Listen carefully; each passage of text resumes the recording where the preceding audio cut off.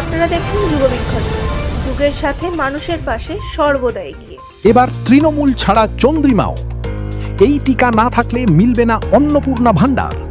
এবার আরো 2 স্টেশন জুড়তে চলেছে হাওড়ায়। এবার এক ক্লিকেই হয়ে যাবে সব কাজ। আপনারা দেখছেন যুগবীক্ষণ খাস খবর, আসছি বিস্তারিত খবরে। কালীঘাট তৃণমূলে আবারও বড় ভাঙন। এবার রাজ্য সভানেত্রী পদ ছাড়লেন চন্দ্রিমা ভট্টাচার্য। রাজ্যে পালা বদল হতেই তৃণমূল কংগ্রেসের অন্দরের বড় ভাঙন ফুটে উঠেছে প্রকাশ্যে।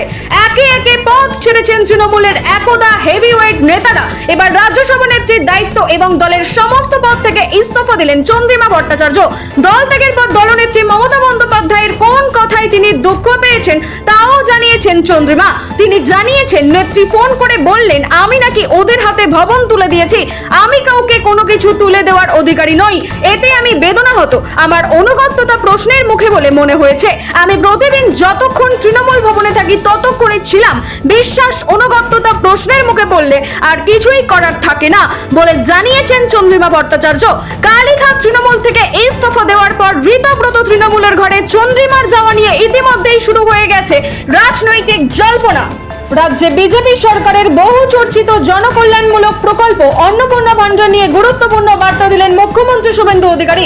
উত্তরবঙ্গ সফর থেকে মুখ্যমন্ত্রী জানিয়েছেন, প্রকল্পের সুবিধা প্রত্যেক আবেদনকারী পাবে, তবে এক্ষেত্রে নির্দিষ্ট যোগ্যতার পাশাপাশি মানতে হবে কয়েকটি শর্ত। বিশেষত শিশুদের সরকারি টিকাকরণ না হলে সেই সমস্ত পরিবার এই প্রকল্পের আওতার বাইরে চলে যেতে পারে বলে স্পষ্ট ইঙ্গিত দিয়েছেন মুখ্যমন্ত্রী। এদিন মুখ্যমন্ত্রী জানিয়েছেন, অভারতীয়রা এই প্রকল্পের সুবিধা পাবেন না। যারা সরকারি ভ্যাকসিন বা টিকা নেননি তারা পাবেন না। যাদের বহু বিবাহ রয়েছে তারাও পাবেন না এই প্রকল্প, এবং যারা সরকারি বিদ্যালয়ে না পড়িয়ে নির্দিষ্ট ধর্মীয় প্রতিষ্ঠানে শিক্ষা দেন তারা এই প্রকল্পের সুবিধা পাবেন না বলে স্পষ্ট জানিয়ে দিয়েছেন মুখ্যমন্ত্রী শুভেন্দু অধিকারী। বিস্তারিত জানতে চোখ রাখুন আমাদের ওয়েব চ্যানেল YUGABIKSHON যুগবীক্ষণ.com এ। এবার বাড়তি চাপ সামাল দিতে এবং দীর্ঘদিনের ট্রেন লেটের সমস্যা সমাধানে বড় পদক্ষেপ ভারতীয় পূর্ব রেলের। হাওড়া স্টেশন ও হাওড়া ডিভিশনের রেল পরিকাঠামোয় একাধিক উন্নয়নমূলক প্রকল্পের ঘোষণা করা হয়েছে। এরই অংশ হিসেবে চলতি জুলাই মাসেই যাত্রীদের জন্য খুলে দেওয়া হবে নতুন 24 নম্বর প্ল্যাটফর্ম। 635 মিটার দীর্ঘ এই নতুন প্ল্যাটফর্মটি প্রায় 2.69 কোটি টাকা ব্যয়ে নির্মিত হয়েছে। নতুন প্ল্যাটফর্ম চালু হলে ট্রেন পরিচালনা আরো সহজ হবে এবং স্টেশনের উপরেও চাপ অনেকটাই কমবে।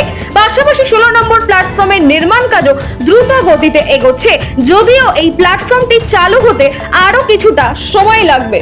এবার বাংলায় বিধানসভাকে উন্নত প্রযুক্তির আওতায় আনতে উন্নত সুবিধা ই-বিধান এবং ওয়ান নেশন ওয়ান অ্যাপ্লিকেশন চালু হতে চলেছে। এর ফলে বিধানসভার সমস্ত সদস্যরা সমস্ত বিষয় এক ক্লিকেই জানতে পেরে যাবেন। শুক্রবার বিশ্ব বাংলা কনভেনশন সেন্টারে বিধায়কদের নিয়ে একটি প্রশিক্ষণ শিবিরে উপস্থিত সংসদ বিষয়ক মন্ত্রী কিরেন রিজিজু জানান, খুব শীঘ্রই এক ক্লিকেই মুশকিল আসান হতে চলেছে। 100% ডিজিটালাইজড করা হবে পশ্চিমবঙ্গ বিধানসভাকে। এর জন্য প্রয়োজনীয় আর্থিক, প্রযুক্তিগত ও অন্যান্য সমস্ত রকমের সহযোগিতা প্রদান করা হবে বলে জানিয়েছেন তিনি। রাজনীতি থেকে ক্রীড়াঙ্গন, শিক্ষা সংস্কৃতি থেকে বিনোদন, সব খবরে প্রথম থেকেই প্রথমে যুগবীক্ষণ। দেখুন, পড়ুন এবং এগিয়ে চলুন যুগের সাথে।